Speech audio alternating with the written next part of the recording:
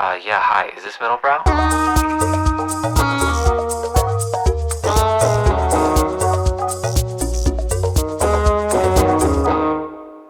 What's up, everyone? Welcome to the Middlebrow Podcast. I am one of your co-hosts, Brian Park. I'm the other co-host, Dan Rosen. Very exciting episode this week, Dan. Firstly, we have a guest. We have an amazing guest. People have pointed out that we've been in a bit of a guest drought. Yeah. Although they also don't like when we have guests, so... no one knows what they want. No one knows what they want. And that's a good thing to tell the guests, too, that people hate when they have guests. That's a good energy to bring. Our listeners don't know what they want. However, it is important that... exciting day because we're announcing the official launch of our Patreon. Pay us. Wow, perfect segue. Pay us. Give me my money. So go to patreon.com/middlebrow. We're going to spam every piece of real estate on any screen that you have. Yeah, we're going to be very annoying about this. Your Spotify bio, YouTube bio, if you follow us on Instagram, we're going to be so annoying about this. Yeah. Patreon.com/middlebrow. We've given you this product for free. In fact, I'm going to say this every 5 minutes of the podcast. Great. We'll make our guests say it. Okay, amazing. We've given you this product for free for... A year and a half. A year and a half. And I don't think you deserve it for free. Yeah, in fact, my manager has told me that our whole business strategy is terrible. Yeah. So we've given you a free product. We're just starving artists, you know? We're just like in it for the love of the game, the stupid hot takes that are forgotten in a week. That's why we do this. I'm elated. I'm so excited to finally sell out and make money from this venture. I would like to just not have to pay the editors out of our own pocket. Let's settle for that. For just a few dollars a month, you can make sure that every single Loewe brand deal Brian does not have to go to an editor. He can use your money. No. See, I'm going to stress, listeners, you have made it known that the lighting is bad. There's a lot of shadows. The audio quality, all of that will go away with the Patreon. Don't promise them that. I'm not going to promise anything. I'm not going to promise that's anything. Insane. But at least for the beginning, people like the grungy. We're going to actually get worse quality. We're going to shoot on iPhone 10s. That's kind of a vibe, to be honest. It's going to look like the Blair Witch Project.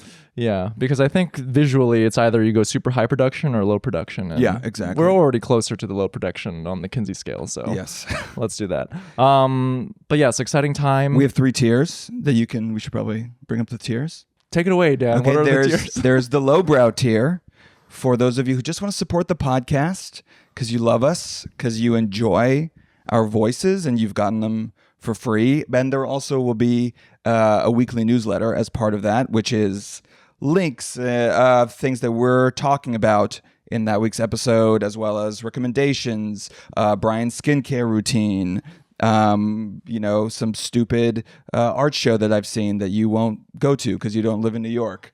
That's all we're just going to dump. You'll be the most cultured person you can be and aware, and very online. We're online, so you don't have to. That's what you'll get from the lowbrow tier. Then there's the next tier, the middlebrow tier. Yeah, what's in that, Brian? You'll get 2 you'll get 2 bonus episodes a month. Yeah. And then we have a highbrow tier, which better is episodes than this. These are bad episodes. Yeah. We will save the good episodes. We're doing the bare minimum right here. Yeah. So it would be so much. It's going to be juicier, gossipier, if you cancelier, more salacious. Yeah. And there's actually a bonus episode available right now waiting for you if you go to patreon.com/middlebrow. Yes, and then we have a highbrow tier. This is for the Catholics who are listening. Yeah. If you want to repent for all of the free you can pay content. Us way beyond anything reasonable and what we're worth. And in fact, that will help us get a set, better lighting design. Oh my God. Better sound design. Imagine, we're going to buy genre chairs for our entire set. We're going to buy the most expensive vintage furniture. Yeah. With your money. And they'll be exciting. Oh, interesting. I was hoping that we would get acquired by iHeartRadio one day. Every person we talk to who works with iHeart says it's collapsing. So, well, that's just the state of media in general. But okay, now that we've gotten the housekeeping out of the way, let's introduce our guest. Yes, who's patiently been waiting. And also has a Patreon herself for her podcast. And I'll let it be known that I'm in a good mood right now because I saw a Super Bowl teaser for Chapel Roan's. Well, wait till we have introduce our guest so we can talk about it. She's a professional podcaster. We're frauds. We're dilettantes. Listeners, your guest this week is a comedian, writer, and podcaster. Currently, you're the host of the Good Noticings pod, but it was formerly Celebrity Memoir Book Club. Give it up for Claire Parker. Thank you so much. I'm horrified to be here. I have to say, I came so excited. That was the craziest intro I've ever heard. You too. Just going back and forth. Being like, well, we have a guest. I know you're going to hate her, but I feel you are like... A lot of talk about how bad this pod is. Why don't you guys put a little effort in it? We put a lot of effort. Yeah, but you can't let them know. Something I'm interested in is even the phrase a dilettante podcaster, because I actually almost think that's an impossible thing to be. You think all podcasters are dilettantes? No, the opposite. I think there's nothing, because I think everyone who's doing a podcast would rather be doing something else. So it actually shows like great effort and you know what I mean? Like nobody like fucks around with the art of podcasting. Everyone here is doing it. I think as like Jack Shepard is he's only a podcaster. I think that's what he wants and could only do. Well, he's a husband as well. And he's soon to be a reformed Christian who will be like doing baptisms. He's going, right? Yeah. He's going down the Russell So it seems like you're pretty well versed in the Dax Shepard lore. Yeah. Can you explain, like, he used to host Armchair Expert with his wife originally, right? I don't Kristen think so. Bell at any point? I've actually never listened to it, but I know a lot about how people feel about him. I don't think they ever hosted it together because she's employed. She's like one of the more employed. She's like Zoe Saldana. She's in that everything. She like, you're like, oh, she was the voice of Gossip Girl. She was in the Let It Go movie, Frozen, I think kids call it. Like she's like secretly one of the richest people in Hollywood. She's never had to do a She's never had to do a podcast. Also, like Zoe Saldana, never in anything like good. Like everything like you. But that's how you win. Yeah. Just Middlebrow. You're like, well, what already has 7 sequels in the making? Yes. Like, what has the least human? Right? Like that's her thing. Is none of the movies she's in have like the human form. Zoe Saldana, right? Yeah. She's the highest grossing actor of all time. And also, but like always in, she's an Avatar. That's not her body. Yeah. Is she Groot? Does she play Groot? No. Groot is, I think, Vin Diesel. She's in Guardians of the Galaxy, but she plays also like an alien. She's like alien chick, space chick. Oh, I didn't know she was in Guardians of the Galaxy. She's always in a green suit. Like That's I think amazing. she's like the way to make the most money as a woman in Hollywood is to always play alien. Don't be a human being. Don't have feelings. Well, don't be a woman. Yeah, don't be. Well, I mean, men make a lot of money in Hollywood, but she's like, I've hacked it. So the people in K-pop Demon Hunters, they're going to become billionaires. In like sure. 10 the people, years. yeah. And are they people? One was half demon. That was the whole point. My point exactly. That? You watch K-pop Demon Hunters? Yeah, of course. I'm in touch with culture. Have you not? I'm not. I guess not. Oh, you hate... Dan is I like hate quality? annoying. I hate quality, yeah. I mean, you don't have 90 minutes to spare? No. It's so good. No, you do not like it. Of course I liked it. I liked it. What's not to like? You think a million people could be wrong? Yes. You think the Golden Globes could be wrong? They picked Ricky Gervais as the best comedy special, yes. And he was. Did you see it? I would rather gouge my own balls Well, then off. how can you judge if you haven't even seen? And he won and everybody was out to get him. And that's what's crazy is, cancel culture, woke culture, and he's fighting the good fight. And sometimes you have such quality to your craft that even the woke mob, like Hollywood, has to say, you hate trans people, but we see your point. Yeah, So. he has good points. Good comedy. I think Dave Chappelle's a better anti-trans. Who's your favorite? Who's Claire, my favorite anti-trans? Who's your favorite anti-trans comic? In order Whitney Cummings is, I feel like she's never been my favorite comic.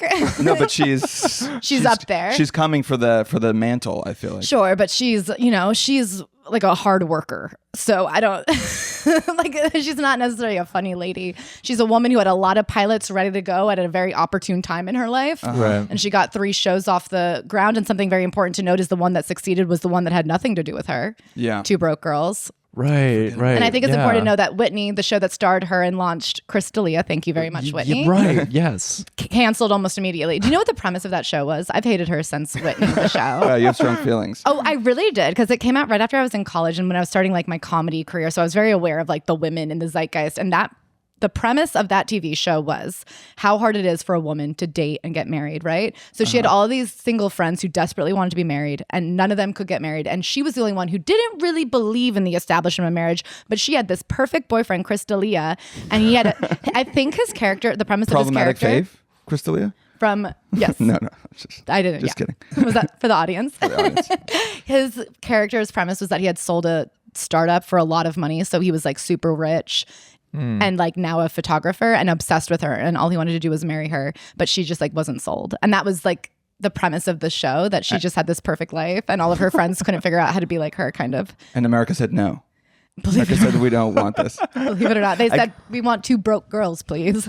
Well, you had a previous podcasts where you force yourself to read every single celebrity memoir book club. So you have a very high tolerance for the most mediocre output of Hollywood. Have you read? That was like an attack on me. No. I've been You have every time you had to. I mean, eventually you ran out Dan, of have you good read ones. any celebrity memoirs? Who are you to judge? Some of these are really good. I've gone on the record and said I liked Matthew McConaughey's Green Lights. Matthew McConaughey's Green Lights. I have to tell you something. It was essentially a fortune cookie fortune. It did make me quit my job. I quit my job over it. I was so moved. Yeah. Yes. No book has changed my life more than Green Wait, Lights. was it a good idea? Yeah, it was like to quit your job. Yeah. Okay. Because look, then I went on to become a podcaster, which is like the lowest form of art. But no, he had this chapter called "Turn the Page," and he was like, "If you're unhappy with your life, sometimes you have to turn the page." And I went, "You're It's goddamn filled right." with so many gems. It's so good. I was so unhappy at work, and I was like, "What do I do?" And I go, "Claire, turn the goddamn page." So this is like, I guess this is people who have too much dignity to be inspired by memes, by like hustle memes. But like if it's in a book form, they're like, okay. You know, it's not even about dignity in it. It's just about the fact that sometimes something finds you and it speaks. You know what I mean? It's what I needed to hear. And I think like you can't be wrong when you say stuff like that. So aside from Matthew McConaughey's memoir, are there any other celebrity memoirs that have stuck with you?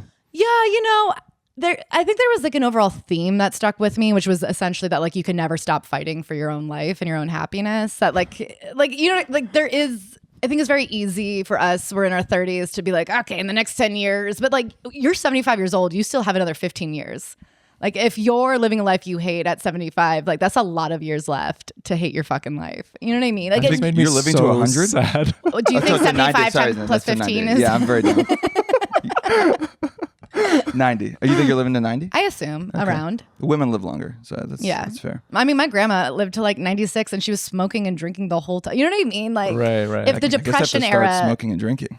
or just figure out a quicker way. You know what I mean? Eating Yeah. microplastics just in a macro fashion. So a lot of the memoirs were kind of the same in terms of their like structure and message. Yeah, they all have the same structure. I think, Crying in H Mart was really good. I do like Jeanette McCurdy's. I thought that was a good one. The ones that were good were the ones that like weren't by bigger celebrities. We're actually pro ghostwriter, You're pro ghostwriter. You're pro. of course. Because it's why would you expect a celebrity to be good at? Yeah. It's like a stylist. It's like you don't need to. Exactly. Timothy Chalamet, you don't know how to dress. It's And- fine. Hire yes. someone good. And you can tell when somebody like they just don't know a beginning, middle, and end. They don't know that things should come up and like they don't know what to edit out. For example, Alec Baldwin didn't have a ghostwriter. We could tell reading it, and then actually someone DM'd us and said, "You're right. My dad was his ghostwriter, and he specifically wouldn't work with him for this book because he was like, I want to tell my own story." And the whole book was about how much he hated his fat mom. And he went like it opens. He's like, "There she was, the whale, and you climbed the crevices of her stomach as it juts out." And it's like Are you three. trying to be like a Bukowski, like intense? Yeah, but I just think an editor would have said, "Hey, man, I really don't think you should," or even a ghostwriter would have been like, "What else could we start with besides your fat mom?" Yeah. What about your psycho evangelical brother? How about that? Well, you can't start there because he comes from the fat mom. Oh, You okay. actually have to It all dig starts deeper. with the fat mom. But maybe there was a different way to intro her. You could think you just ABC. You just use the Glenn Ross. That would have Yeah. been like that. If I was Alec Baldwin's ghostwriter, I'd been like, just take that mantra. That should be your book. Sell 1 million copies. 3 chapters: A, A, B, C. I don't know anything about Alec Baldwin. I know everything. I How do you not know? How have you avoided it? Like, what has he been in? Like Gary Famously, Glenn Ross? there's 30 so many Rock. gaps in my. Never seen it. You've never seen 30 Rock? No. He's in a lot of movies. Hunt for the Yeah. Red October. Have you seen that No, I movie? haven't seen it. I will say he's great. You like him? I mean, in 30 Are you Rock, a fan Alec Baldwin? He is like so funny in 30 Rock. He's amazing. He blocked me on Yeah. Instagram. Well, he's a man who has to protect his peace. Yeah, I was mean to him and about his home. Well, his home, oh my God, his home has so many like printed out. They have that kind of thing where you print out a family photo on canvas, which I find really interesting. And then they hang it like paintings. Oh, like some Amazon shit. They have really horrific framing and they have really horrific like family photo as art, not just we're hanging a family photo. We're like- pretending somebody painted this family There's an photo. idea behind this. Yeah. Like raw Okay. canvas, it's bad. I think that's Hilaria, though. I think that's her influence. Sure, but he can control her, surely. She weighs 90 pounds. he has like 1 million kids. I don't think that's him. Every time you see him, he just has the weight of the world. He's like, I agreed to another kid. I guess he has a problem editing, as you saw So he doesn't know where to start or stop. he just keeps going. If he could have edited, he would have edited out Ireland and edited out the back three. Yeah. You cut the introduction. You just started with the action. He actually has one of his books that this girl's dad had helped him ghostwrite. He has a novelization of his court case with, what's Arlen Baldwin's mom? Kim Basinger, about how the legal system is so fucked up towards dads and how like when men go through the custody experience, they're really fucked over. Yeah. Why can't I have her in my house and pay for a nanny to raise her? And then, of course, that's when the whole leaked the voicemail where he called her a little pig. But the only good part of his home that he had featured in Montauk is that there's a huge barbecue grill in the backyard in the shape of a pig, which Ireland bought him. Well, I love the landscaping. Yeah. Everything outside of the house was okay. I remember being like, that's a great house. I mean, they have lots of land. They have an incredible amount of land. It's a beautiful Montauk, like very classic home that I could do something with it. Let me at it. Yeah. She has a lot of I don't even know what the word would be. Like it's like silver. It looks like tax. Do you know what I mean? She has a lot of those.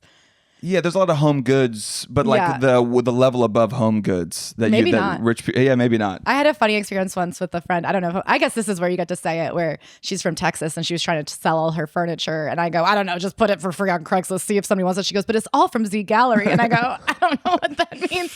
I go, lady, I'm looking at it. I don't think anyone in New York City wants this bedroom set. You can try to put it on the street, and hopefully, like a rat will move in. Yeah, in New York City, you'll put something on Craigslist, and they're like, what's the provenance of this chair? So she was saying Z Gallery to me. I go, that doesn't mean anything to me. Yeah. I would have loved it. Put me in touch with your friend. It's gone now. Brian saw Tiger King. It was like, I want to live like those people. Yeah, I'm kind of over this whole New York thing, man.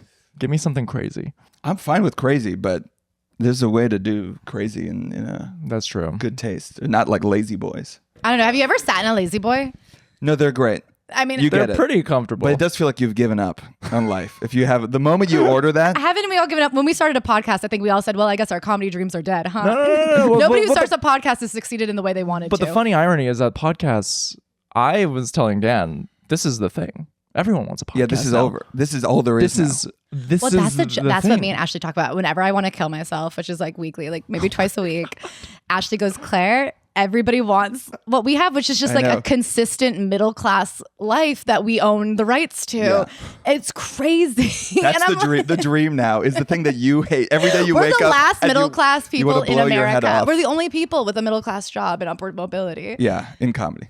In the world, I think. In the world, yeah. Have you heard about the middle class in America? It's dying. It's tough, yeah. As long as we keep private equity at bay. Have they not started podcasts? We should just, that's the new, podcasting is the new learn to code. Well, it's not them even starting it. It's them coming in and buying it and being like, have you thought about just replacing the two of you with AI? Yeah. You live a life now where you don't read celebrity memoirs every week. I really don't.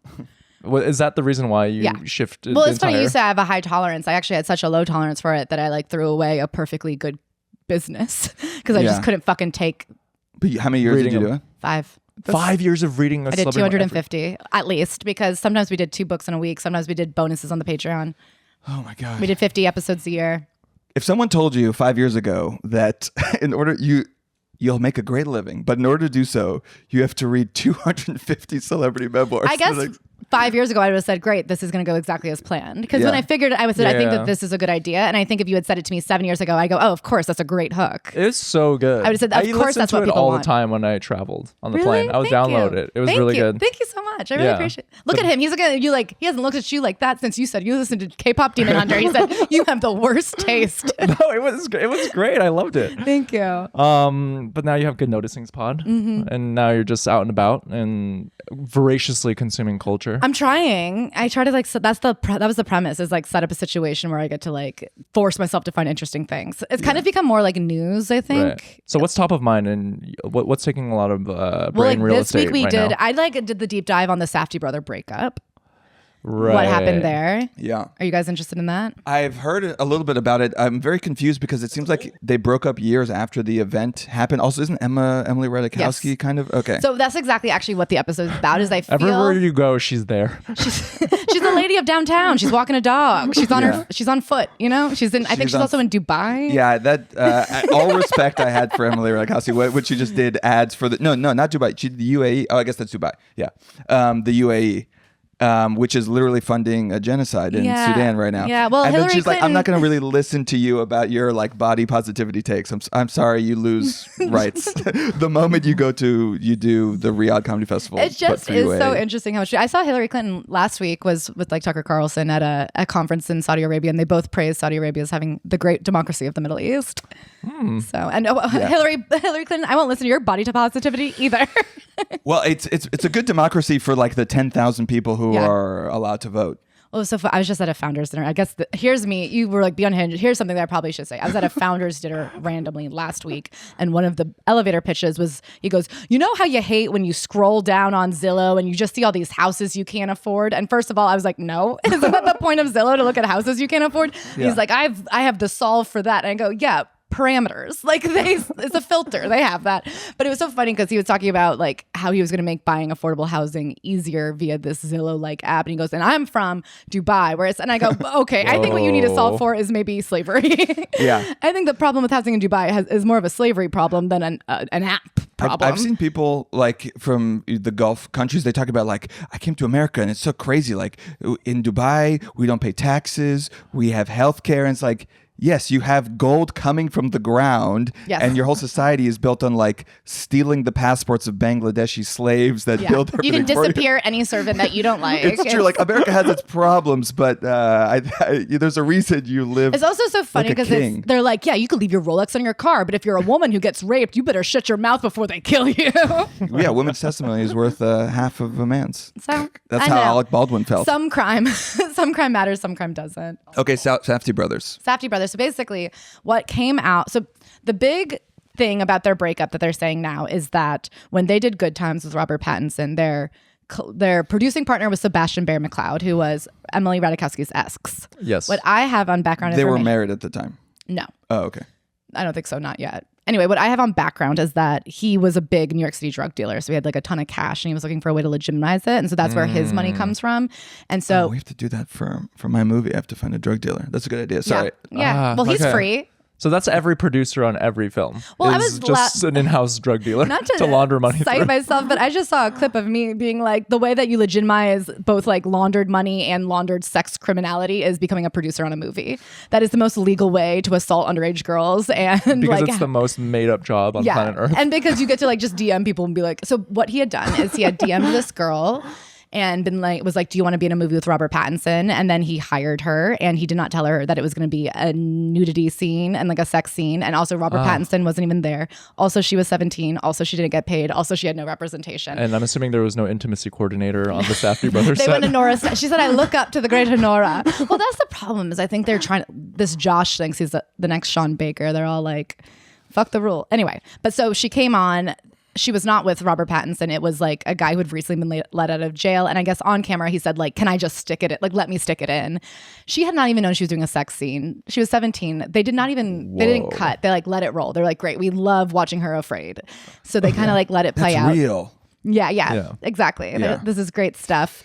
And so it's pre-Me Too. This is in all the years. They didn't know it was wrong. How could you know? Nobody told them yet. So I guess years later, it came out in the M. Ratajkowski divorce that this girl had been underage. Like that was an example of his wrongdoing. And on top of that, there was like lots of girls on set that he was bringing all the time that are underage. He bragged about fucking like a 15-year-old. Did the Safdies know that she was underage, or like? Here's what they're saying. They're saying that what's their PR? In 2023, that's when they found out that this girl had been underage. Benny was really horrified. Josh was the one who didn't yell cut. And I guess to Benny, this was like a last straw of being like, did you know, blah, blah, blah. And so that's when they broke up, and now it's coming out. My suspicion is this. There were a lot of stories of what Sebastian was doing. It was a lot of 15-year-olds. It was a lot of, he was famous for yelling slurs at people pretty aggressively, pretty racistly, and at these underage girls that he was like bringing to set. And I think, that's so I think the problem right now is because it's been like so trickled out of like, well, this story came out 3 years ago and it wasn't even the Safdies, and it was like, what does it matter? My assumption is that Josh seems very like, you don't hang out with a guy like that and pretend you didn't know. This is the Epstein Files thing. They're all like, what? The guy who had gone to jail for pedophilia? I just loved his lasagna. Katie Couric, a top journalist, no idea. Anyway, I think you gotta Google. A lot of people are now By the way, I guess I can't even fathom going to someone's house and not having gotten all the gossip. Like, have you ever had a conversation with someone, not turned around to all your friends and said, what do you know about that person? This was the vibe I got. Advice to everyone out 100%. there. You're invited to a house for dinner. Just a cursory Google. There's just, I can't imagine I just can't imagine anyone's ever said, oh, I'm going to Jeffrey Epstein's house tonight. And somebody didn't go, oh, the pedophile. Like, anyway, my point is, I think Sebastian Baird McLeod was that type, and that probably there was a lot known, and maybe it coming out was like a final straw. And so my suspicion is like, are the Safdie brothers bad, even though they were so far away from the actual crime of this 17-year-old girl? I'm like, probably yes. Because I imagine there was a lot of this stuff going on all the time. Like, you know what I mean? Somebody can only bring so many 15-year-old girls to your set before you like notice a pattern. Yeah. Well, they look very mature for their age. Don't they all? I don't know. What does it say about Emily Ratajkowski's judgment? I mean, it looked, I will say, like, everybody was like, people were coming out of the woodwork being like, he was screaming slurs at me all the time. And she was like, you know, marching for Black Lives Matter and Bernie. And you are like, Emily. Yeah, she's like a communist. Yeah. That is very typical, like Brooklyn, where there's like a non-binary communist and they're married to boyfriend. like Patrick Bateman. And you're like, how? But when you have the best coke in New York, you get away with a lot. Well, and I imagine he had like a real, I do think being a great drug dealer gives you a presence in a room. Yeah. It gives you, you know what I mean? It gives you a confidence. So have 100%. Benny, I've imagined that I've seen them together like in the last few years at like awards shows, like posing. I think maybe they've done it for PR, but I know I was actually told in the spring that a friend had been like, my friend's friends with one of them. They don't speak anymore. She won't tell me why. It makes me assume that the one she's friends with did something really bad. Yeah. Because she's like, yeah, my friend like gossips about them all the time. But whenever I say, well, what broke them up? She's like, well, I don't really know. And she goes, it makes me think that the one she's still friends with has done something pretty bad. Yeah. Who Damn. are your sources? Do people just come up to you now because you have a reputation with your I've podcast? always They're been like this. Hey, I'm going to give you the tea. I guess I'm a huge gossip. You have a show that's built around gossip. Yeah, but like the show was built around my personality. Like even in high school, I'll be like, "Oh, did you hear this?" And they'll be like, "Yeah, you told me." Like I kind of Yeah, I made that up and I told everyone. What do you mean? I would never make anything up, and I'm good about keeping things on background if they're told in, and they Okay. can only be well begotten gossip. You know? You keep secrets? Yeah, Okay. not my own. I'm but bad others. at keeping it. Why I did a faux pas. I actually shared a secret of you said a big secret of mine. It was to my friend, which is okay, but it was. I know. now I have to- Spill it. No. But I need to get better about it. I like gossip, but Yeah. I'm It's bad fun. with We secrets. all- I do think like I would never go to Jeffrey Epstein's house because like there's not a world, not I would just to see the- 1994. Just to see the house, just to see the. Well, It'd be worth it at to this you? point now, No, I'm no, too many no. degrees of separation away from it where I'm kind of examining. I'm like, what am I doing? Like, why aren't you invited? Not just invited, invited. but like, I want to know someone who like went. You gotta be in the mix. Got to get in the mix. You guys don't know Woody Allen's daughter? I feel you could get a hold of her. Surely you have a friend at Bard. which is insane, by the way. I'm worried about her film career. She works on. I think she'll be She okay. works on his movies. No, she works and they at don't make those anymore. Dan, she's in your world. She works at Gagosian. Oh, really? Yeah. Oh, that checks out. That's where Steve Cohen's daughter also works. Oh, Owner of the Mets. okay. Sophie Cohen. I'm thinking. She's like huge. I was thinking of a different Cohen. Why do they all want to do that? Like, if you were the child of a billionaire, the most you can aspire to is to be a gallery assistant. No, she's like a major like head of sales there. You raise the ranks. Whatever you that make means. I mean, millions if of you say- dollars. yeah. At Gagosian. I don't know. I mean, she's. But why- Sophie, I think Sophie this- Cohen is like a huge The player in our question world. stands: why is that the only funnel for an Upper East Side girl with a college degree and no children yet? I think that's a better. I would rather them like use, like just waste their time in the arts than like start an energy drink. You know what's so funny? Is Like well, that's fine. Like okay, like there are many horrible things that people with money can do. If you're just gonna like, use your money and connections to help the art world, there are worse things. I actually feel this. I used to do a joke about it, but I could never really make it anything funnier than like what I'm gonna do right now. But basically, like the hate of Nepo babies who are like actors and stuff. I'm like, it's way better for them to be actors and toil their time away than like we had a Nepo baby president, 1 million dead in Iraq. Like, you know what I mean? I'd way rather them be on the White Lotus. That's actually where they should be. Like the last thing we want Nepo babies and like the children of billionaires to do is keep amassing money and power. We actually want them to like fund indie projects. You know what I mean? Do the Yeah, J-Lo fair, do fair. their even like Coppola Tish. Okay, I'm movie. convinced. That's a great Tish, argument. who's the police commissioner. Before, she's from one of the wealthiest Yeah. families. She could whatever. She could do evil shit if she wanted to. She was like head of sanitation department for like she was literally in charge of the garbage. It's like, all right, well, I got it. She's literally. That's what I call working at Gagosian, head of sanitation. Am I right? Yeah, Tish is literally recycling her reputation. Her cousin was in the Epstein files. Yeah, but big time. Big time. I'd way rather them be in the arts and be funding little. Galleries are like a losing proposition. Like you have to be. It's even more than restaurants. Starting an art gallery is like an insane proposition. You make no money. So I'm supportive. Yeah. I will not say anything to any Nepo baby who goes and uses their parents' money and be like, please, I have to wire my artist. But can I ask the question again then from a non-judgmental standpoint? I also am interested in like the clout of it. Like, I feel like all the girls I knew from the Upper East Side, a lot of them went into the art world. It's like an interesting, I guess it's because like at that level, you don't really need taste, but you're like taste adjacent. Like if you're an assistant at Gagosian and you're working your way up, they've picked the hot ones. Like, you know what I mean? Like you're too big to fail almost. Yeah. Hey, and they want to, they want sales assistants who are connected. I think that's also a big part of it. Interesting. It's like a real estate situation or an interior design where you do your friends' houses. Yeah, right. Exactly. They hire you because they know that you have a network. So it's like an MLM. Yes. Yeah. Well, solved. So who is the most evil Nepo baby then? Most evil Nepo baby. I don't know. Probably like who's the head Assad? of Korea. Assad? Yeah, I was gonna say like I think it's Pretty political. It would definitely be a political. You mean just like spiritually evil? I don't know. We were talking about Brooklyn Beckham. I think I've heard that Lilia, that Iris Law is a real bitch. Isn't she like 18? Yeah, and that's when your bitch is. So that checks out. The double. I think when you're the double, that really.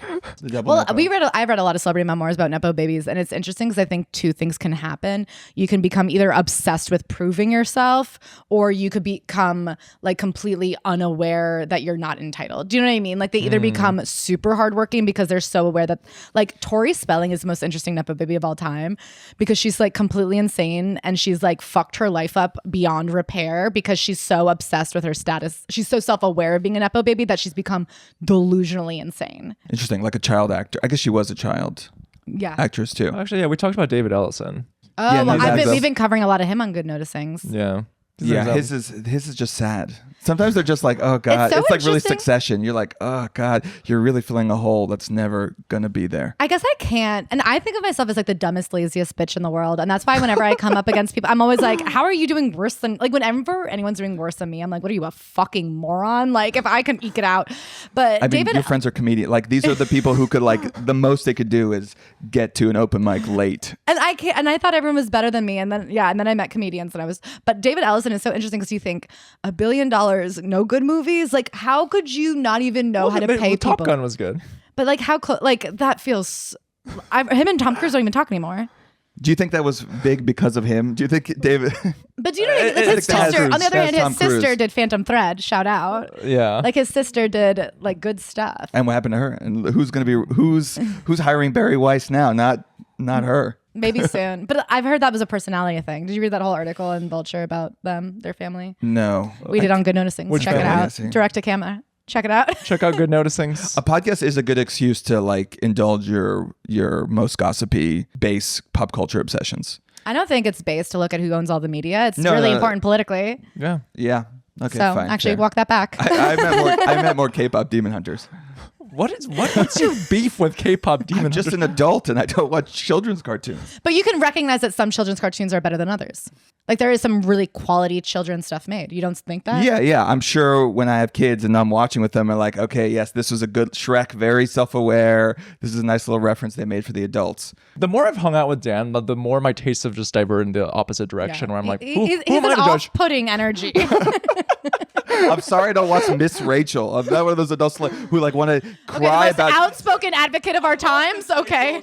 You watch Bluey and you're like, actually, Bluey is really the most morally complex, deep thinkers of our time. Bro, Miss Rachel's on the ground level fighting the good fight.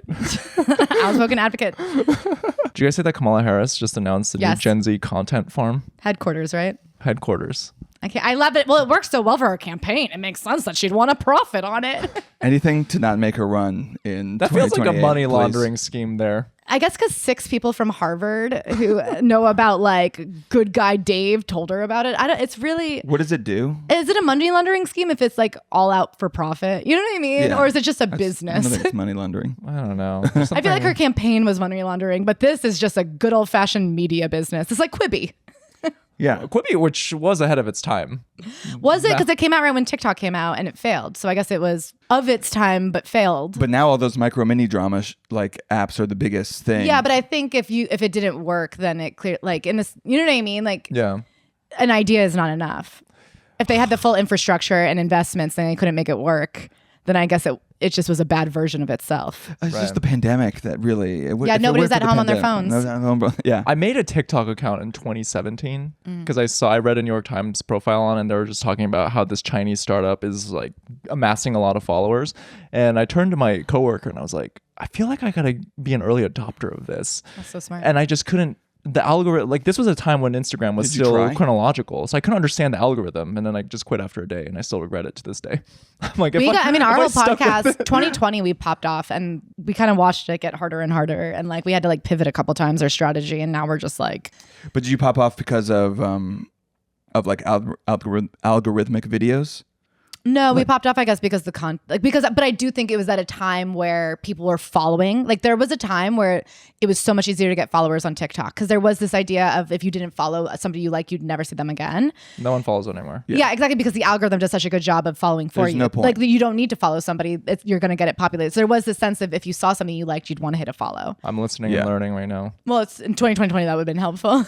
No, I- TikTok is useless for like career advancement. I find it's like everything I've gotten was from Instagram. Yeah. I found. Well, Reels it's kind of awesome because Reels really does it works, and there's so much more value in having a Instagram follower in terms of selling Yeah. tickets, in terms of getting links to be clicked, because you can't really do an external link on TikTok. Yeah, and there's a relationship, and also like people can find you and all of that sort of thing. I'm telling you, Dan, we gotta start doing live streams.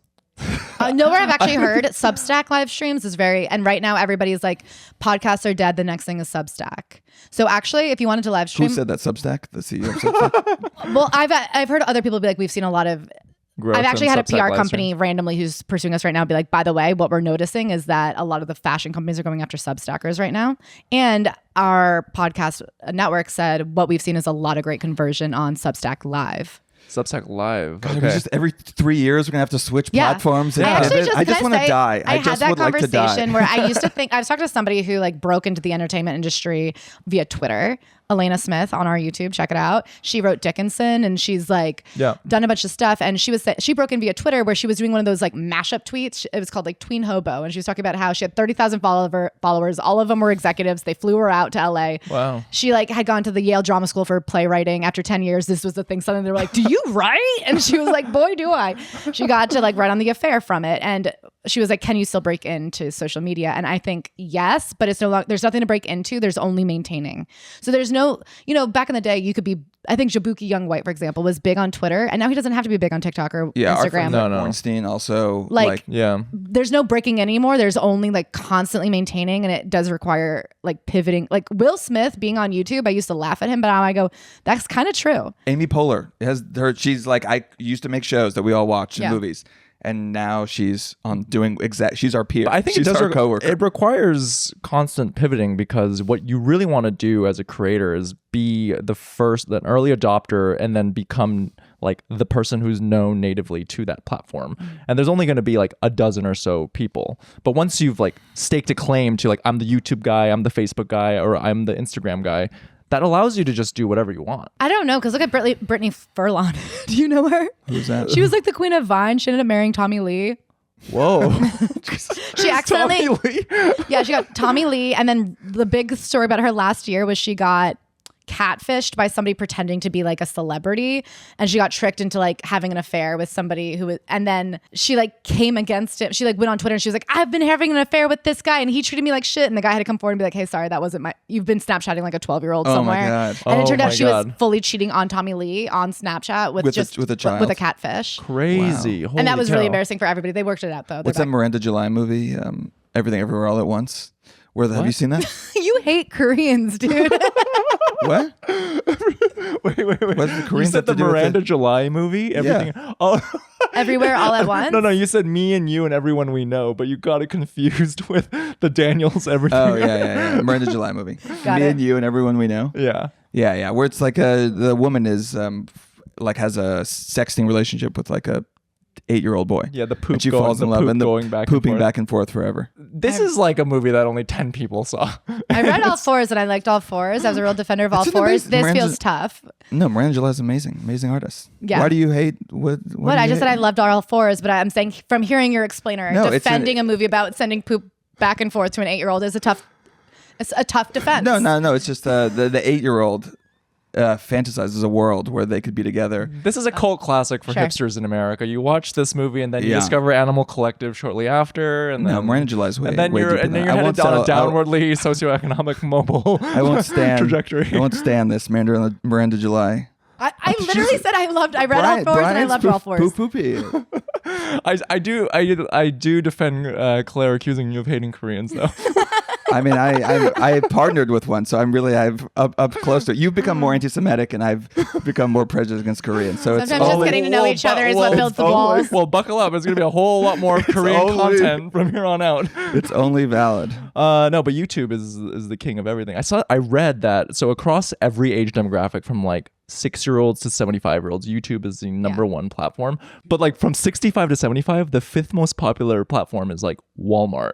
Because it's just boomers who are talking to like AI chatbots. In Walmart? Yeah, like for the Walmart app. Wow, I love that show. Yeah, it's crazy. What are you watching right now? I'm watching the Walmart app. I binge watch. Told you about this. The YouTuber Markiplier. He had like the number one movie in America in the Who? box office. Markiplier. That's one word or two? One word. Markiplier. Okay, what was the movie? He's 35 years old. He's our age? He's our age. He has 35 million YouTube subs. One for every year. 1 million for every 1 million for every year, steady growth. And he came out with this movie that was adapted from a video game, and it was like the number one movie in America. But what was it? Did it have a name or Iron something? Iron Lung. Iron Lung. It's like a horror movie. Yeah. Which is a smart genre to pick because those movies crush. And it was at a theater. It was in theaters, and in its first weekend, it made 5 times the production budget. Movies are just going to be an extension of YouTube content now. Yeah. That's what it is. It's either that or the Try. become a Aren't you going to go see Try Guys, the movie? Is that what we all want to see? I James want Charles. to try think. Oh my God, James Charles. Is I James guess. Charles the makeup person? Yeah. Is that what he does? I don't don't- know. I don't know. I wasn't really. I know who My he brain is. is grasping I for think straws he right got now. well known for. But to me, I only hear about him because he seems to be canceled like every 3 days. He just seems like a joke of himself. He's like a parody existence. I've never to this day really watched YouTube, and I'm trying to hack in now, and I just don't get it. And it is this whole world where I'm like, you guys are talking about who? It's all these other people. Yeah, it's how people when you like if you're not on Twitter, it's just completely siloed. And they're huge. You're like, look at this account. Even on Instagram, I'll see someone and they have like 10 million followers, and like you don't exist. Like, how is this possible? My parents were at the Jersey Shore, and there was a guy behind them, and they were like, apparently he's this huge YouTuber. Maybe you guys should link up. And I think it was somebody who had like truly. I think he was in the Paul family. He was in the Paul brother ecosystem, and I was like, Nice. yeah, I don't think we have crossover really, but. You really should, though. Just pick up boxing. Can I tell you my secret truth is that I really respect that younger one is married to an Olympian. That gives me hope for him. Who, Jake? Whichever one's married to an Olympian. I think Jake is the younger one. Okay. Who's the Olympian? She's like she's a speed skater. I didn't know this. I didn't know this. And I kind of like that. That's cool. I feel like that's a cool type of woman to be married to, like a serious athlete. I thought they just give off this like Dan Bilzerian where Yeah, they're just they are. always with Well, they're like both married. They're both married. Wow. One's married to Nina Agdal, Sports Illustrated. Yeah. And then the other one's married to this, like she's from like Sweden or Denmark or something, like somewhere in Europe, Yeah. but a speed skater. That's A world champion speed skater. She can run away from him. Well, if there's ice. If there's ice. Depending on the shoes. Only on ice. In winter, she can escape, but in summer, Yeah, she's a prisoner. In the right context. Well, they do live in like Puerto Rico for tax purposes, so and for bad. and Yeah, for he kidnapping knows. purposes. There will never be a lake that you can When- escape on. When Puerto Rico freezes over, I Yeah. just learned about that all those tax havens in Puerto Rico, that the Paul brothers own all of the beaches in Puerto Rico. Really? Yeah, because there's no federal tax there, so a lot of people move down there to escape. It's like a tax haven. So it's like the And Cayman then Islands, kind of. Yeah, but it's different. But it's worse because Oh. I actually just got a whole deep dive on Puerto Rico and the legal status there. And this was on at, our at the Patreon. Founders Dinner? No, on our Patreon, we sought it out because we were like, what is the deal with Puerto Rico? What's your Patreon? It's good noticings. Don't plug other Patreons, Oh, yeah. Brian. Oh, yeah. We have a my Patreon now. God. No, but it's good because once they're in the Middlebrow. app, you know what I mean? It's like it's a lubrication to your This is I saw a really funny tweet today. I want to read it to you all. So President Macron, he tweeted, "In France, we believe in science. That is why on May 5th, I issued a clear and open call to the world for science. Choose France. I am very proud to see that this call has resonated so strongly. Through France 2030, we have invested more than 30 million euros to advance health, climate action, AI. Science has found its home." 30 million? People spend that on a Birkin, no? 30 That's million. a Real Housewife dinner party. Google spends that in like 90 minutes. People lose that, and people lose their like crypto wallet. And That's a joke to Jake Paul. That's one boxing match. we put it all in Brie AI architecture. Science has found its home. Europe is trying. They're really trying to get some of the startup juice, and they don't have it. Ireland, I feel like they've got something going on in Ireland. They've got Stripe. They were kind of a tax haven for a lot of the tax companies, but I think it shut down. Have you been to Ireland? That was an interesting book. You can listen to my episode on it. What was the one about the Facebook girl? Yes. Sarah Wynne Williams. It was called like Common People or No, terrible. Let me look. Careless people. Careless People. I loved that, but I also really convenient of you to write this tell-all after.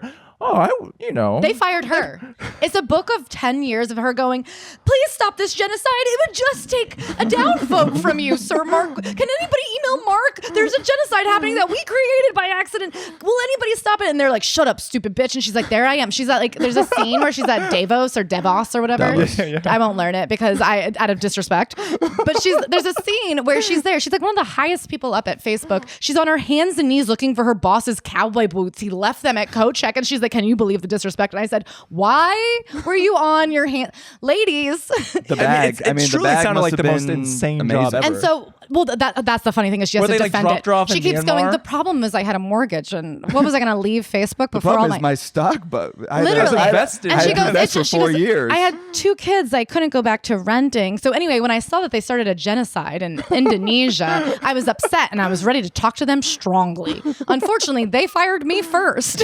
Like, it's really crazy. It's her being like, "This is bad." At one point she gets like kidnapped in Myanmar, I think. That's where there it's was insane. Yeah, and there she's was- like, "Also, I was genocide. pregnant." because she had to get the internet up and running. Yeah, there. so that they She had to could plug it in. Someone has to go into Myanmar and plug Facebook back in. And it's crazy. And she's like, "My husband was really upset because I could have died, but it was more important that I serve Facebook." And you're like, "Okay, you stupid understand? bitch." Facebook it's all about connections. Okay, it's connecting people. It's connecting genociders with their You're victims. joking. She really believed. She was like, until the end, she goes, "I really still think that moms can more efficiently do a big sale if we just keep the Facebook groups running and just." Yeah, that was their whole mantra for a decade. It was like, we just help people connect and find people. And then now, the moment that got threatened by TikTok, they're like, actually, it's just AI slop that makes you addicted and lose your brain, so you can sell more direct-to-consumer dick pills. Well, what was interesting is in that book, she was there on the plane when somebody explained to Mark Zuckerberg how Trump's like campaign advisor had like hacked the system to help him win. They were like the first people to accurately use like the full scope of like advertising to target people. Yeah.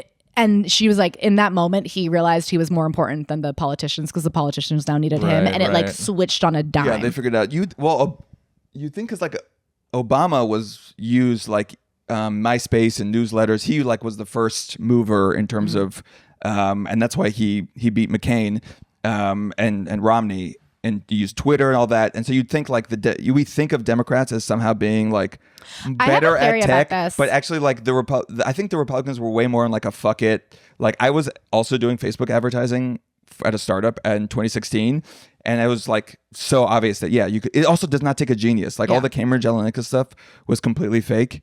Like there's not, people don't have different personalities you target. Like the algorithm is just really, really good at finding people, and they just went hard on it. And Hillary Clinton was like, more TV ads? And it's like, what? Okay, I think a controversial take that I'm like really honing in on is there's a lot of hate right now amongst the liberals for like your little infographics and how it doesn't do anything. And I think a big mistake we're making is like, everyone's like, get out in the streets and march. And I personally have been marching my whole life. I haven't seen much change happen Like, you know what I mean? Like, I feel like we've like squeezed everything we can get out of a marching protest. Yeah, I mean, Black Lives Matter was the biggest protest in the history of the And U.S. has and it there's gotten- zero. I mean, it's crazy. Like, we've lost abortion. I mean, I like all those pink pussy hats. I was there in DC. It did nothing. And I do feel like there's so much like disdain for the infographic amongst the left. But meanwhile, the right has infographicked into like banning vaccines. And I do think this like rejection of using social media as the new like tool of political agenda is really hurting us, because the truth is like that is how RFK came into power. Like that is how Trump came into power.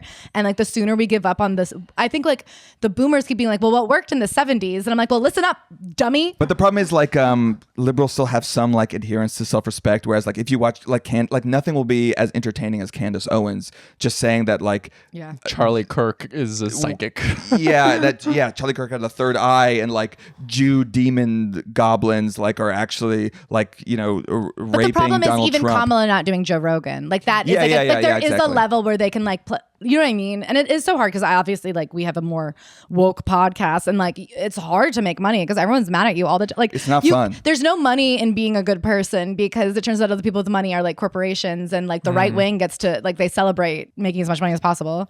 No, and also the moment you like decide that that's your audience, like I mean, we talked about Las Culturistas, where I think what they said was completely correct in terms of like a strategic, you know, like we want to win so we can get legislative accomplishments, but because it was identity politics was weaponized, which happened to Bernie. Elizabeth Warren used it and said that it was like sexist and Bernie bros and all that. It reached a dead end where people can use it so cynically. I mean, Eric Adams was saying that people were persecuting him because he was like a black man. It's like, what do we do? Like this level of cynicism. I was persecuting him because he was a bald man. Yeah, that's valid. That's the last prejudice that it's completely fine.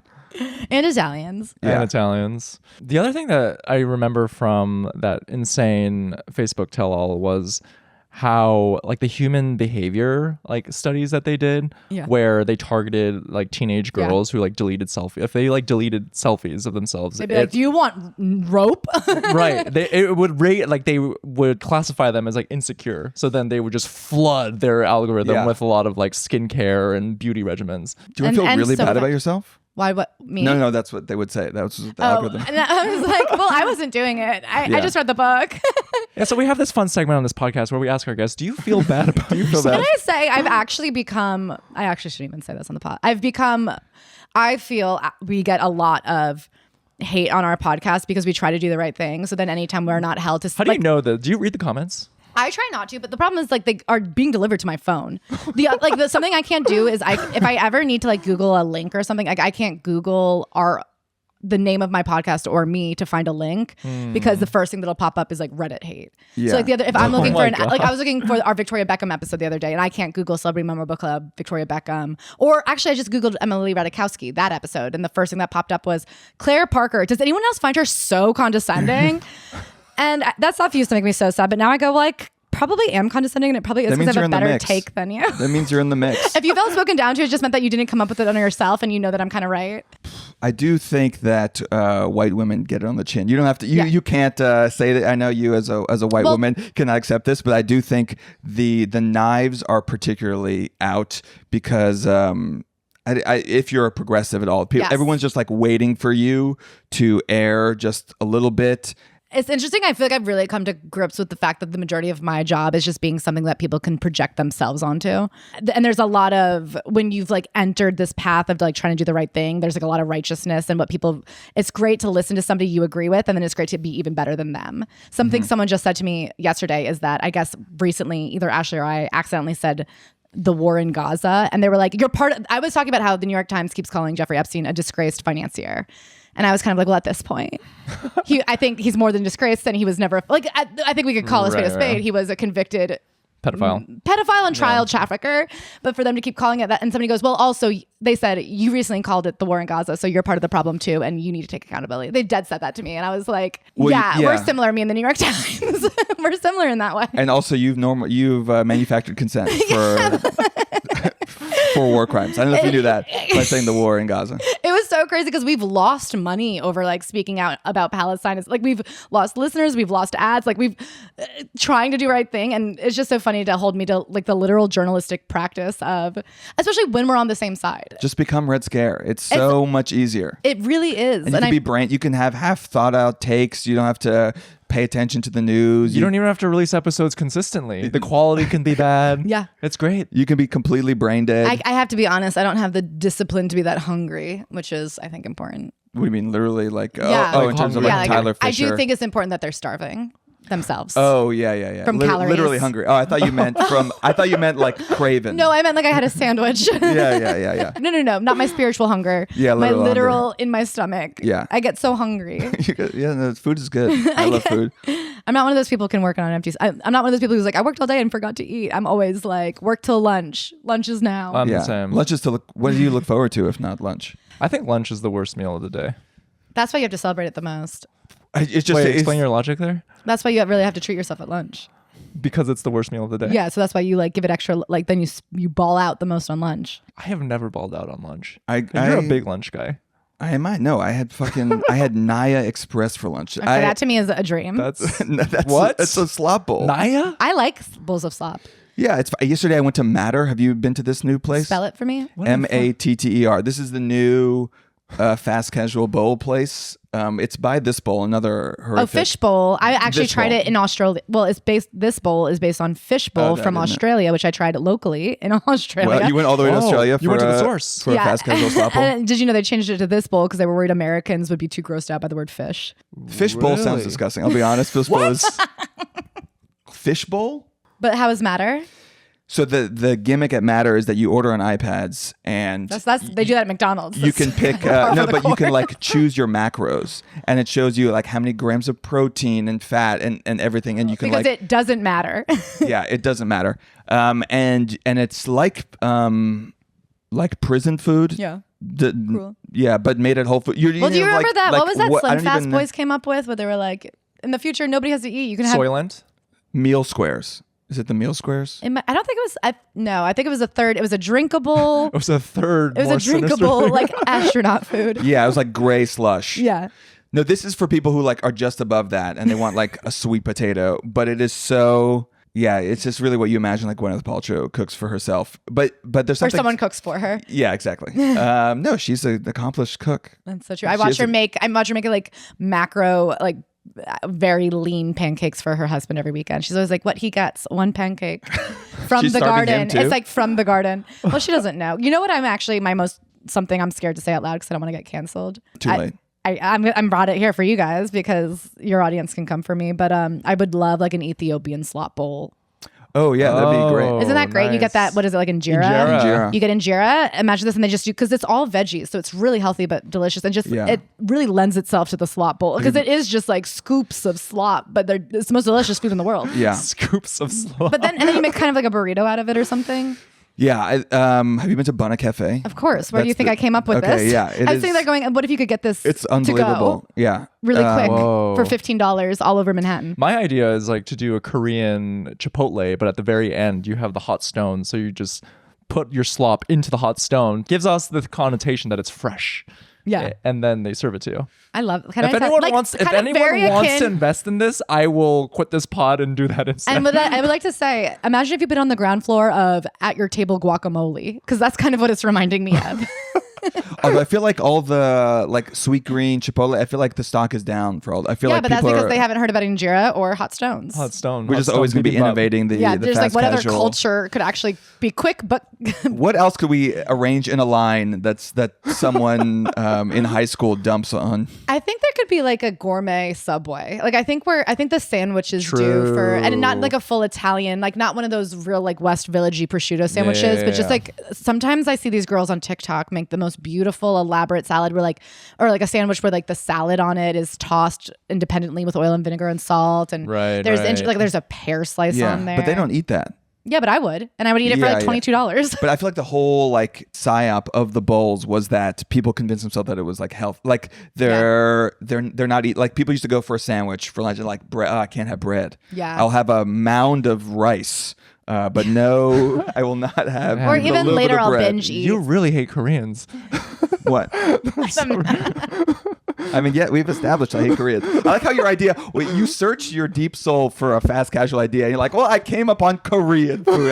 Wow, Brian, how did you? You're like those people who go. I went back to my homeland. It is the most quintessentially second-gen Asian American thing I could do is make a fast Have you started with a casual truck? restaurant. That's kind of 2016, no? Like 15 years ago, you could have made a truck. taco truck. Let's bring back the taco truck. Wasn't there a Korean taco combination Yeah. on like Can St. I Mark's? say, I'm like, oh, this sounds so good. There's actually a place down, I think, in Brooklyn that does like Korean and something. There's something there. Some gochujang, something. Yeah, you go home, you take something that costs $1 in Korea, and you charge $30, and people are like, "Oh my god, so authentic." Beautiful. But can I say, even food that's supposed to cost $1 in New York costs $30. Like, find me a slice of pizza that's at, you know what I mean? Like, everything costs $30. Even that's just what things cost now.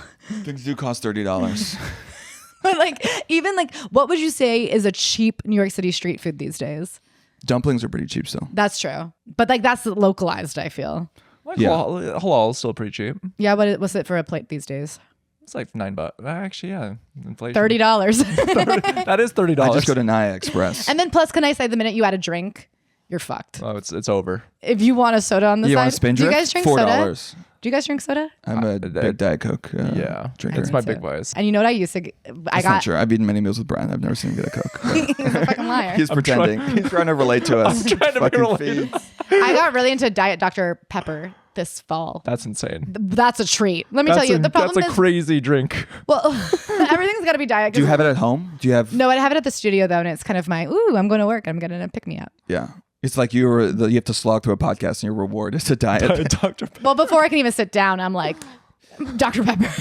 You know what I mean? What is Ashley doing to you? Jesus. We really just don't have anything left to say. I don't know. There's a guilt. I have a guilt about soda that I feel like was instilled in me as I can't have soda in the house. I feel like it's not allowed. Like I could order cases of Diet Coke, but it's like no. that feels that's like you what have are you, a problem. barbarian? Yeah, no, it's crazy. That feels very middle Like American. That water. feels very, I've got a garage with an extra fridge. Is that a thing? Like a garage with an extra fridge? Oh yeah. Yeah, you're from Texas, no? Yeah, we had that too, but it's like Yeah. That was in like an there. American thing, yeah. that's a quintessentially American thing. Yeah. And I grew up without I grew up in Hoboken, so we didn't have those like suburban houses, and I'd be so fucking, when I was like, you have a fridge full of drinks? That's crazy. That to me is like that, and I didn't grow up with a sink disposal. Oh yeah. I mean, I grew up in New York, so we Yeah, I didn't have a sink disposal. I mean, I don't care. I didn't grow up with water in the fridge, but I grew up drinking from the tap, and I still will. Don't care, but to have a sink disposal to me and a fridge. That's luxury. You're going like, ooh. Yeah, and a lazy boy, to be honest, because my mom, much like you, is an elitist who makes everything in your house uncomfortable because it has to be lovely. And let me tell you, the idea of just like popping up your legs, getting a little elevation, let the blood get back to your head. I feel sad for you guys. And you guys didn't have like a basketball court either? Just Well, like he grew up in New York, so I guess they were on the streets. You know what I I mean? grew up in- well, he grew up West in- Fourth. Yeah, I go to West Fourth and play against the TikTokers, the homeless TikTokers who shoot shots from outside the fence. I haven't seen them. That's mostly what goes on at the West Fourth Street. Oh, but when you were a kid, there had to be real It was games. a different vibe. There were real games, yeah. I would go to, I don't know, John Jay Park. I know, yeah. Oh yeah, you worked on the Upper East Side. Oh, you went to school in you went to Columbia, no? Yeah. Okay. Were you there? I guess, okay. Were you there when Barry Weiss was there? No. How old? She's much older than me. I don't know how I'm old Barry Weiss. 33. I have no idea how I think old she's Barry Weiss 43. is. Okay, I'm sorry. Did you have Zoran's dad as a professor? No. Isn't he SEPA? I think he teaches at the graduate school. You know actually who I did go to school with, actually? Emily Mariko. Who's Emily Mariko? It's a big Instagram influencer. She's like the Don't biggest. pretend like you don't know. Talk about I knew. slop bowl. I just said who she was. You don't know Talk who about she is. fish bowls. Oh, She she's invented. a- Have you ever heard of salmon? Yeah, the salmon. The orange fish. Yeah. So she invented. You could. Oh, okay. you Yeah, put it- I've heard of her then. Yeah. Yeah, she invented the salmon bowl where you Okay. cook salmon the night before, you put it in a bowl the next day, you microwave it with an ice cube, critical, never speak, and then it's hot, and you can have that the next day for lunch. And she invented that. Yeah, and this- now people she get a makes career. $300,000 People get a a post. career off of just putting something in the microwave. Yeah. I never thought of that. She's interesting because obviously I compare myself to her because we went to college together, and like Who's doing better? well, obviously her by a mile, but I will say she's caught in this prison where she had always wanted to be a style influencer. She has years and years of YouTube videos of her showing you 10 different versions of white t-shirts and which one's the best. She really would be like, I have 6 kinds of Converse. Do you want to see how they go with jeans? And Right. that would be the video. And that never popped off. And then she popped off doing this thing, and she really wanted to have a style account, and she would try to put her outfits in, and people would be like, we hate that outfit. And then sometimes she tried to talk and people would be like, shut your fucking mouth. So she's in this kind of golden prison of, she's like one of the biggest influencers, makes tons of money, but she may not speak. Yeah. And she may not show anything she cares about. I would love to do that. I mean, No. that's every influencer. That's not with true, because you look at we wouldn't be here. Trackstar. Look like at to run your Trackstar. mouth. The Trackstar guy who asks celebrities like, oh, he plays them 5 seconds of a song, and he's like, oh, can you name this track? He originally started as like man on the street, like had a series called Public Opinion where he would ask. He was people- Kareem. Yeah, he was like Kareem. Yeah, we all have a history, but Yeah. every one of us has a history of like just I got- throwing darts at But the can wall. I say what and we're we're lucky- like, oh, this is what I have to do. This And is I what would the people include want me to do. Trackstar in this. I don't think Trackstar, because I don't even know his name. I don't think he's so successful that he couldn't try a second thing still. She feels like people know her too. She tries something else and people are like, shut up. No, They run after now. Trackstar is successful. They just got a major investment from Gus Wenner of Rolling But you don't know Stone. his name. Can I say something? Have you ever heard Jack media? Coyne. Like, No, that's the founder of See, Patreon. I will say this, the idea of getting an investment from someone in media. Oh, legacy media, they know where the future is. Ask Quibi. I mean, it's they're the only I don't even know what they want. Like the Ellisons, I think they just have money to spare, and They don't just- even, yeah. I guess what's the goal to own everything? I love that also with AI. They're like, one day, the future, nobody will have a job except for me and my 2 friends. And then I guess everyone will be in poverty and we'll have all the money and we'll sell stuff and on TikTok shop to nobody, I guess. Yeah, they haven't thought this through. Yeah, It is like- kind of funny how in the tech space, like it seems like their goal with AI is to seemingly put everyone out of a job, and then, yeah. and they like Well, then celebrate it'll it. be a utopia where we all get universal basic income. Of course, that's the plan. I look forward to it and I'll be podcasting I like through it. Mark Andreessen said that he thinks that his job is the least AI-able, which is very convenient. What is his job? He's like one of the big venture capitalists who invest in a lot of AI. Surely and- there's just like algorithms that could run. I will say I would do all their jobs for free. Just send me the business. Yes, no. I could tell you. And I just actually met this guy who was investing in a dating app where the premise was it used AI to show compatibility, but it doesn't show you the photo. And he's like, it's great. It's going to have people fall in real love and looks don't matter. And I said, yeah, but looks matter. Why would anybody even want to fall in love with an uggo by accident? I said, buddy, we ran this experiment. It was called Catfish and it flopped. I met up with him 2 months later. personalities? I met up with him 2 months later. He goes, it was a huge disaster. They've already been sued. I've lost all my money. I said, I told you this at a pret-a-manger 2 months Wait, ago. it was like Tinder for uggos? What was It was the premise was they wouldn't show photos, but you would take all these quizzes about your real self and the algorithm. That's just Yeah. Love is Blind. Exactly. I said, buddy, we know. And I said, the thing Yeah. is, nobody wants to do this because what if you fall in love with someone and they're ugly? Like the problem is, We're also- all shallow. and his hope was that like you'd be so invested in this other person by the time you found out how they looked that you'd already be in love. And I said, but surely, but there's a first date. And you're not that in love when you sit down at the bar. You know what I mean? You could text somebody all day. That's the whole premise of Catfish is every single person was uglier than they said. Yeah. And you could talk for 7 years and think you found your soulmate and go, ooh, but I thought my soulmate was hot. Yeah. I guess turns out are we really connected on everything but how you look? Well, that's why the dating apps are hell because everyone thinks they're deserve hotter than they are. Yeah. And we're all wrong. Yeah. So Well, men maybe- aren't. What? I feel like men get hotter than they deserve. And especially if you held out till you were like 34, because then you have a bigger pool. I mean, I don't A know. very small selection of like the top 10% of men who have good Yeah, jobs. but I guess in Manhattan, I know some unemployed people. I have some gorgeous, beautiful, successful friends that are getting like curved by unemployed men. Yeah. Who are, yeah. Do they listen? Is it because they listen? To me or No. Is that why? Are they men? Just, yeah, they're just nice people, or no, they're like scumbags. No, they're getting curved by the men. Oh, okay. The men are saying no to the women. Oh, but that's That's what I'm saying. But then are the men? Yeah, they're just delusional. I think. Do you watch Summer House? No, what's that? No. Doesn't even matter. Do we even have time for This is just a podcast where Claire explains just like mainstream culture to me and Brian. I'm all on board. I want to learn about Summer House. I'm learning. I'm like, okay. I feel like I brought the innards of Facebook. You know, the way that you keep reducing me to just like nonsense pop culture that No, you're too good for. No, I'm with you. No, Dan's over here always trying to talk about fine that's art. the section that we don't know about. Sure. I want to learn more So about this. Summer saying- House This is a really totally important up my TV show alley. on Bravo about a group of people that go to Hamptons and have a share house. Oh yeah, this is like where Hannah Berner and Yes, all that's where those Hannah people Berner and came Paige up, yeah. DeSorbo popped off from. Yeah, okay. And so what's happening? We should get on Summer House. That is how our podcast will pop up. Which Hamptons is it? You know, it's unnamed, and it's not. Yeah, it's unnamed Probably South. So it's like real. Is it just like Real World? basically. But they Okay. get to go home during the week, and they don't have to pretend to have a job. But so basically, what's happening right now is there's the most beautiful woman you've ever seen is this woman Sierra, and was dating this guy West who like wouldn't settle down with her, and then when he found out he was famous, canceled, like broke up with her altogether, and now they might get back together. And he is so just an average kind of fuckboy in the Lower East Side, and she really is like the most stunning woman you've ever seen. But that's like, you know what I mean? You go, so if Wes dating her, then who dates like a 7, a girl who's a 7? Yeah, no, people are delusional. I agree. If that's the but I do think I see, now that I'm in my 30s, I'm seeing the men who have held out from getting married. So you're not included. No. You probably have a great wife, but I think if you had held out till now, you could date a Victoria's Secret model. It's true. Because they're on Raya and they're desperate. I'm sorry. To my wife listening, I have no interest in that at all. No, and I don't think you should. And I'm sure you'd be more unhappy. I don't think these men are happy, but I do think the men I know who, like, it's just crazy the options they have. But the younger, like 28, like someone who's like 7 years younger. But even because now the women my age are splitting those men with the younger women, like those women have fewer options too. But you don't think it was always like that? Where like... Yeah, but I think now with dating apps, because you can meet anybody, it's like, Right. you know what I mean? How was a 34-year-old guy who wasn't going to go out you know what I mean? Now anybody on Raya can meet any model. Anyone. And Yeah. you know how far she is from you right now. Yeah, it's I agree. definitely... It's a great take. Thank you. It's definitely fucked our entire dating ecosystem. Yeah, you're married. You're good. Yeah, well, thank God. Yeah, no, it seems hard. It seems hard out there. Did you meet him before you started the podcast? Yes. But I had a podcast. It was just a failure. Oh, okay. Yeah. Oh, well. I have like a failed He loves you Yeah. not just for your podcast He's success. not just using me. Even your, He's even in in your finance. podcast failure. Yeah. He's not using me for my That's money. beautiful. Well, I think that's it. We've Oh, can I gone plug my much over thing? time. Yeah. Yes, plug. Oh, yeah. You, I was here- yeah. Claire Thanks has a for special. doing the She's the only pod. reason she's here. Yeah. Plug as much as you want. If you've enjoyed any of me, I actually have a special. It comes out February 13th on YouTube, the biggest platform in the world. Lucky me. Yes. As you said, all ages welcome. Right.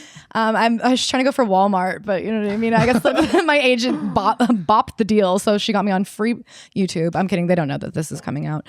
But my special will be there. It's called Claire Parker's 32. And I have a podcast called Good Notice Things. Check those both out. Yeah. Check out our Patreon. Patreon.com/Middlebrow. Yeah. And thanks to Claire Parker. Thank you guys so much for Thanks for having joining me. us. This was so It was fun. fun. Okay, that was Middlebrow.